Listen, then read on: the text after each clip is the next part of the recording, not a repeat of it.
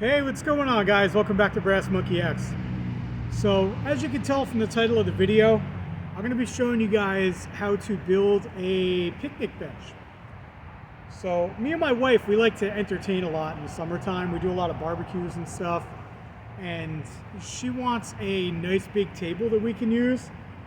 And we have a smaller table already, but we want something that can, accommodate more people.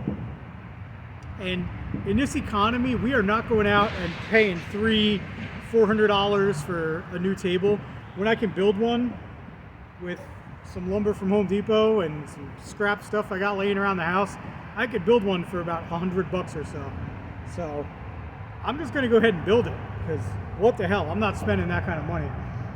So the first step, guys, is we're gonna be using some 4x4s for the legs, okay? We're going to be cutting these. We have two of them here, two 4x4x8s. We're going to cut these to 31 inches a piece. We're going to make 6 legs at 31 inches. Okay, and we're doing 31 inches because we want like an overall height of about 32 inches or so. And underneath the leg clearance, we're going to have about 27.5 inches. So that's why we're cutting them to 31.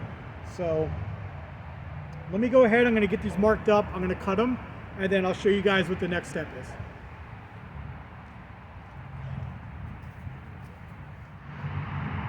Alright, so once you have your legs cut, you're going to have 6 of these, okay? These are your 4x4s that we just cut, you got 6 legs. The next step here is to build the sides of the table. So in order to do that, you're going to lay out 3 legs at a time, right? The furthest ones are going to be 10 feet apart. That's how wide we're building our table here. That's the length of our table. It's going to be 10 feet long. And then we're going to mark out 5 foot, which is the middle of this 2x4x10. And we're going to put the third leg of this side at the 5 foot mark, right in the center of that 2x4x10. Okay. Then what we're going to do is, hi Kimber. So what we're going to do is we're going to attach that 2x4x10 to the 4x4s using exterior screws. Now you can use like bolts if you want. You do like lag bolts or whatever. It's not really necessary. I'm just going to screw it. I think bolts are a little bit of overkill for this. It's just a picnic table. So if you got exterior screws laying around, unfortunately I had to buy a box. But if you have them, I'm using 3.5-inch exterior screws. So we're just going to get this screwed up. We're going to do both sides. You do the other side exactly the same as this. And then as soon as I got this screwed up, I'm going to show you guys what the next step is. Pro tip, guys. Don't forget to pre-drill your holes so you don't make a bonehead move and do that.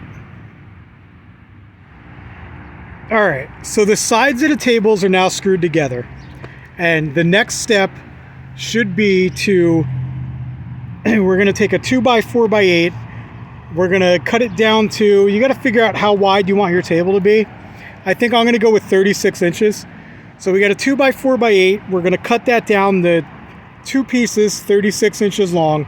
And we're going to connect our ends together, completing the outside frame of this table. Okay. Now, stupid me, I made another bonehead mistake. My boss actually called me while I was in the middle of doing this, and I got a lot on my mind right now. I'm super excited because I actually got a promotion at work.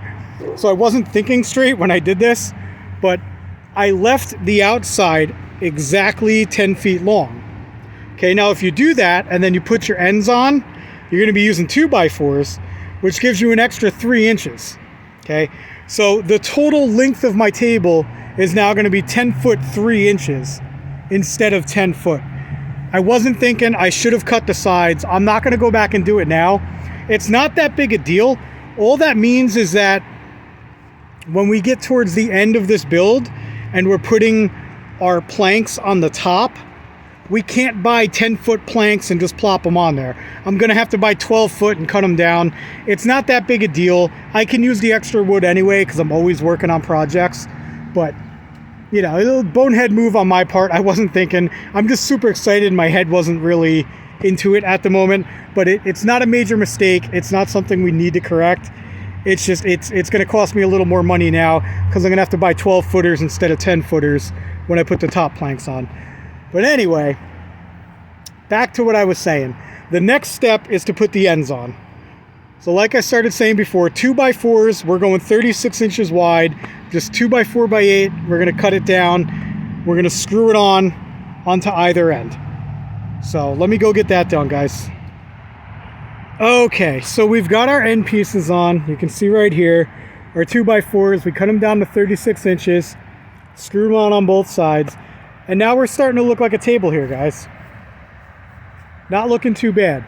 So the next step, we're going to put some cross bracing in. Now we're done with 2x4s. We're not building a house here. We don't need to overbuild it. I mean, this thing's already hurricane proof. So we're going to switch to 2x3s, and we're going to put some cross bracing on the inside here. We're going to go from here to over there. We're going to put 2 in the middle here going across, and we're going to put 1 over here on this end. So like I said, we're going to be using 2x3s now. We don't really need to use 2x4 anymore. You could probably even get away with using 1x, but I want to have some meat in there to screw down the top to. So that's why I'm using the 2x3s. So let me get those all cut up and get them screwed in, and then I'll be back to show you what that looks like. Okay, as you guys can see, we've got our 2x3 cross bracing in there now.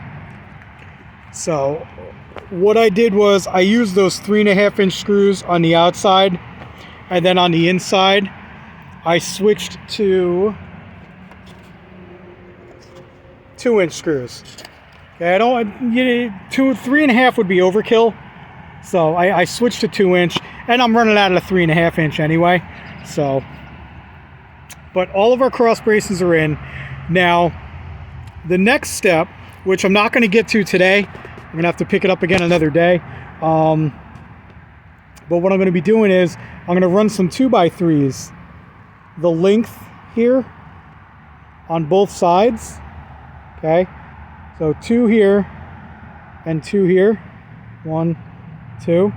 And then what I'm going to do is I'm going to frame out a couple of rectangles on either side, because my wife really wants me to do, I thought this was a great idea. What we're going to do is I'm going to use these planter boxes here. You can see they got the drainage holes in the bottom, and I'm going to frame them in so that they sit flush with the planks that are going to be on the top of this table. I'm going to install 4 of these. 1, 2, 3, and 4. So you get 2 on either side of the table, and those are basically going to be like coolers. We can fill them with ice, put drinks in them and stuff, and when they're not in use, they can get covered up with removable planks on the top. So you'll see how I'm going to frame all that out in the next video. I think I'm just going to make this a 2-parter because it's getting kind of late. I'm done for the day. I got some stuff to do. So we're going to call this video here, and in our next video, we'll come back and we'll show you guys how we frame out to put those planter boxes in there to use those as like coolers for your drinks on this table.